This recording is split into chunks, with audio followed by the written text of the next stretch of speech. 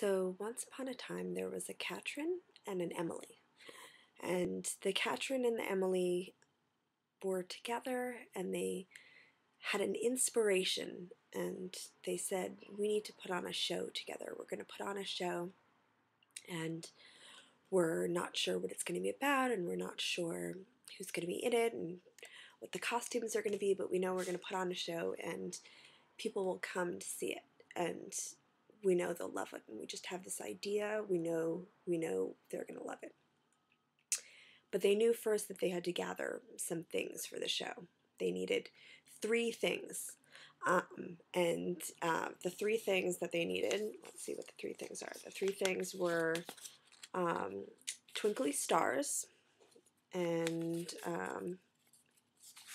they also needed a magic robe. Twinkly stars, a magic robe. Maybe that was a costume. And they needed a silver pot. And they just had a feeling that these 3 things were things that they needed to put on this show. But they didn't have them in the town where they lived in, so they had to set off and they had to trek across a mountain. And Emily had never trekked across a mountain before, but Katrin said, I know how to do this. I've done this before. And I'm pretty sure we're going to find those twinkly lights if we get across the mountain. And Emily said, I don't know, it's really tall. I'm really not sure about this mountain. And Katrin said, I think we could do it. I think, we'll just walk and we'll climb and we'll balance in the parts where you need to balance and we'll get to the other side and that's where the twinkly lights will be.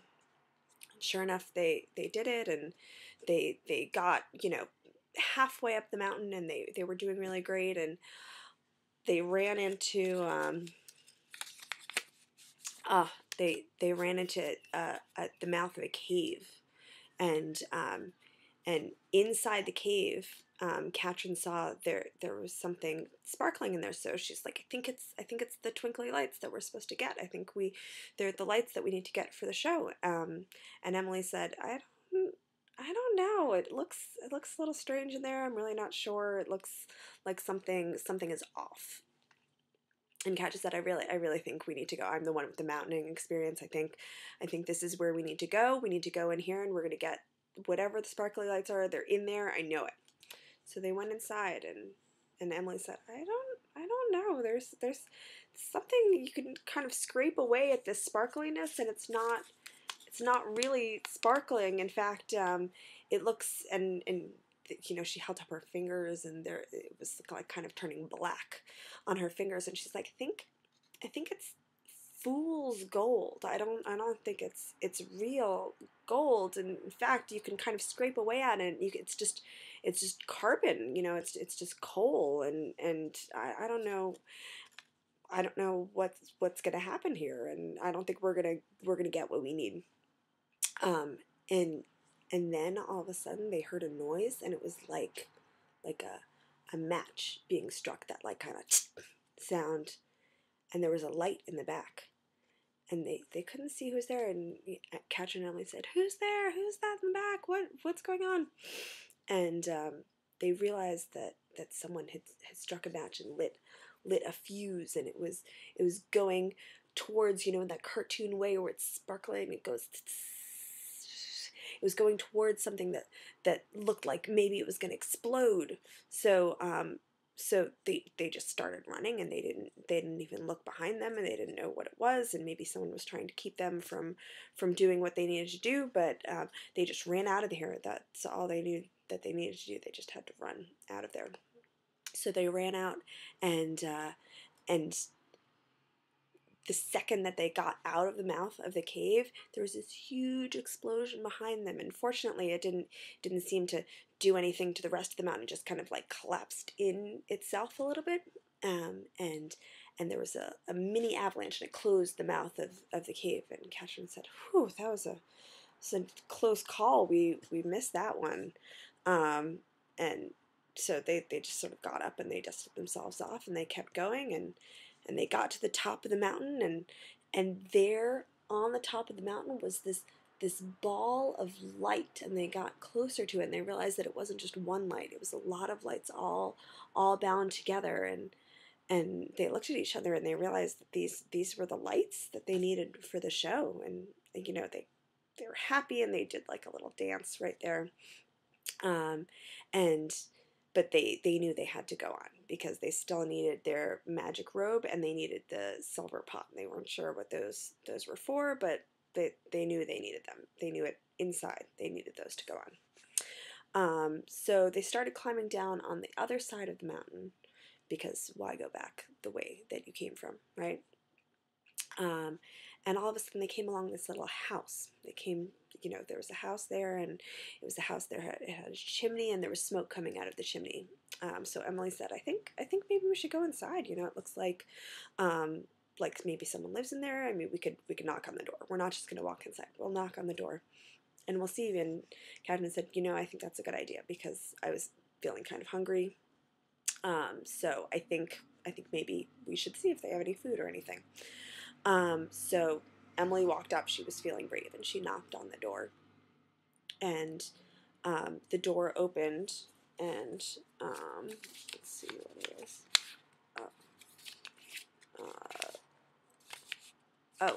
A reindeer answered the door. And Emily said, "Oh, hi. My name is Emily. This is Katrin, and we're going to gather these materials, because we know we have to put on a show, and we were just wondering, could we stop in for a minute? Are you eating something? Is this an okay time for us to say hello?" And the reindeer said, "Sure, come on in." The reindeer spoke English, of course, and invited them inside, and they were having a delicious carrot stew, and they had a great dinner, and it was fantastic. And the ranger said, "Well, you must be cold outside if you're going on your journey tonight still, if you need to go." And they said, "Yes, we need to go." The ranger said, why don't you put on this, I have some extra clothes. Why don't you take the clothes that I have?" And and they said, "Okay, sure. Well, yeah, it's cold outside. We'll take it." And so the reindeer opened his closet, and inside was this robe that was glittering and glowing, and it kind of looked like it was made also out of the softest moss that you would find underneath a tree, but woven together in a way that Emily and Katrin had never seen a garment like this before. And somehow it was big enough for the two of them to wear together and to walk together comfortably with. So they both put it on, and they said, "Thank you so much." They went on their way, and they were warm and fed and happy and still on their way, and got down almost to the bottom of the mountain, and realized that they heard people cheering, and they didn't know what it was. It was just getting to be dawn then, and the sun was coming up, and the hills were getting to be just that like darkest orange, and then a lighter orange right on the horizon. And Katrin said, I think I hear people cheering, and I don't know what it is, but I think we should go towards it." And Emily said, "Okay, I think that's a good idea. I think that seems like what we're supposed to do now." So they got closer, and they realized that the people were cheering for them. They were cheering their names, and they came down, and they went around a little hill and some trees. There was a clearing, and it opened up, and there was an amphitheater, and there were all these people there, and they weren't just random people. They were people that they loved. They were friends of theirs and family of theirs, and people that they had met in passing, on a train platform, and people who they, had dinner with one night and never seen again, but always liked that person. And there were old pets of theirs, and you know, uh, it just was filled with loving, fabulous people, and warm, friendly faces. And so the crowd just sort of urged them to the front, and they went went up in front of the crowd and got up onto the stage and realized that the silver bowl that they were looking for was waiting there on stage for them. It was sitting on a podium in the middle of the stage, and they picked it up, and there was water inside of it, and they realized they were really thirsty, so they each drank the water, and and they turned and they looked out into the audience and they said, you know, Emily said, I think we're supposed to put on a show for you. We think that's what we're supposed to do now, and we got this wonderful robe, and we have this ball of light that we could keep this show going through nighttime and daytime and nighttime again, and I don't think this ball of light is ever going to give up. I think it could just keep going forever.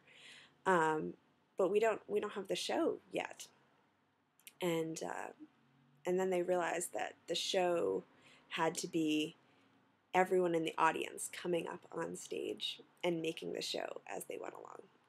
So they went up, and Katrin went and grabbed one person's hand, and Emily went and grabbed a couple other people's hands, and they pulled everyone on stage, and what happens next is what the show is, and the show is yet to be written. So that's my birthday story for you, Katrin, darling, and I hope you're well, and I hope to see you soon, and love, love.